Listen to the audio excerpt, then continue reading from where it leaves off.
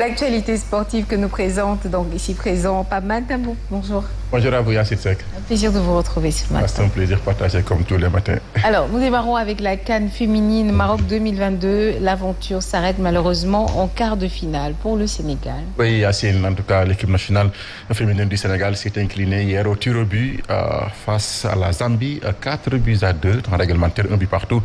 Le rêve donc de Coupe du Monde féminin pour le Sénégal s'est peut-être envolé après leur défaite face à l'équipe zambienne qui s'est qualifiée pour la première fois d'une Coupe du Monde de son histoire. En tout cas, tout dépendra de la capacité des Lions à réagir dimanche lors d'un match de classement qui leur permettra de disputer un tournoi international de repêchage en février 2023. Ce sera en Nouvelle-Zélande.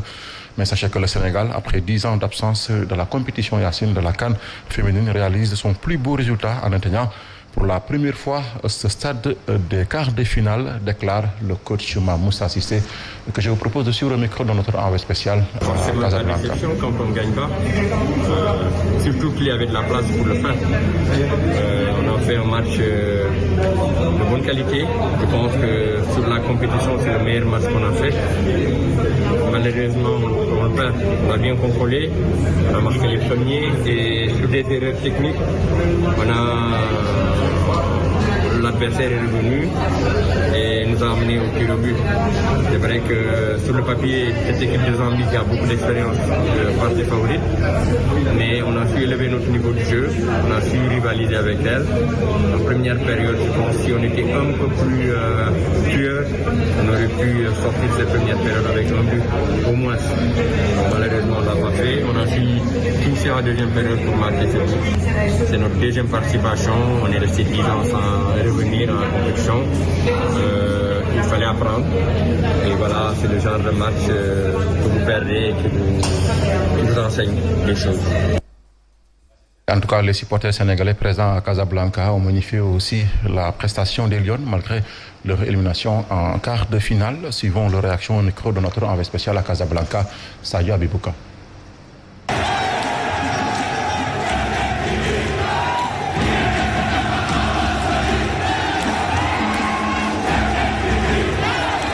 Parce que c'est une première, le Sénégal vient de jouer des Coupes d'Afrique.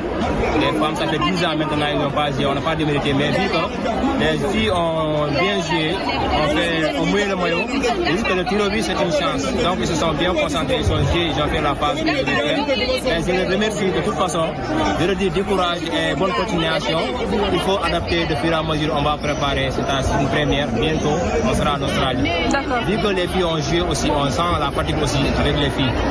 Mais à un certain moment aussi, l'entraîneur, l'entraîneur, j'ai commis parce que vu que tu as marqué un but, tu ne devais pas défendre tout à l'heure. Tu devais laisser Aïcha jouer devant par la moindre des choses, elle faisait la différence.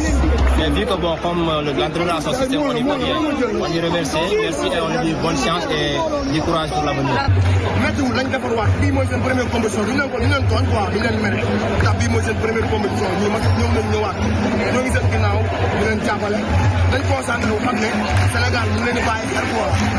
dañoo joué match bu difficile match bu métti ak pression boobu noonu nga ñëw jóge ci défaite boo ñëwaatee yow sa mentalement lépp yow victoire bi nga am nii la mënoon demee yàlla moo ko dogal parce que li bonoon mooy nga ñëw ñu dóor lay 4-5 sa pour sax doo génn mais comme bokk na si quart de finale ak yéen dañuy doole sant yàlla ñu gën a defarwaat mais gisuma benn heure. Yacine Seck, sachez que l'équipe du Maroc disputera les demi-finales de sa Coupe d'Afrique des Nations ainsi que la prochaine Coupe du Monde, une grande première pour les footballeuses marocaines. Les Lions de l'Atlas ont battu hier le Botswana sur le score de 2-1. En attendant, le Maroc jouera lundi face au vainqueur de Cameroun-Nigeria, prévu à 17h. Pour une place en finale de la CAN 2022. Donc, l'autre demi-finale va se jouer à 20h entre l'Afrique du Sud et la Tunisie. Le vainqueur affrontera en demi-finale la Zambie. Sachez que le Sénégal rencontre la Zambie en demi-finale. Oui, les Lions locaux se sont qualifiés pour les demi-finales de la Coupe Kosafa qui se dispute actuellement à Durban en Afrique du Sud.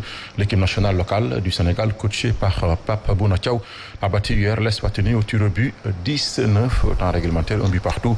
Les Lions locaux vont défier la Zambie demain vendredi pour une place en finale. L'autre demi-finale va opposer demain ce vendredi donc le Mozambique à la Namibie. Nous terminons avec le transfert. Chelsea, Kalidou Koulibaly effectuera sa visite médicale ce jeudi à Londres. Oui, les clubs de Naples et Chelsea ont finalisé et signé leur accord pour le transfert de Kalidou Koulibaly. Le montant du transfert est estimé à 40 millions d'euros. Kalidou Koulibaly est déjà arrivé à Londres depuis hier et doit passer sa visite médicale ce jeudi et signer son contrat de 3 ans plus 1 an en option assorti d'un salaire annuel de 8 millions d'euros plus 1 en bonus. Le défenseur central des Lions pourra sans doute retrouver ses nouveaux coéquipiers qui effectuent actuellement leur pré-saison aux États-Unis, plus précisément à Los Angeles. Yacine, c'en est tout pour cette page des sports. Rendez-vous tout à l'heure à 8h, Inch'Allah, pour le tour en Wolof avec Mame Ndiaye. Merci beaucoup, Pape Matambo. Pas 8h, Inch'Allah. Alors, il est 7h, passé de 28 minutes. Vous nous suivez encore en direct sur Zik FM et Sun TV. Merci de votre fidélité renouvelée. Tout de suite, la revue de presse qui prend place dans le journal.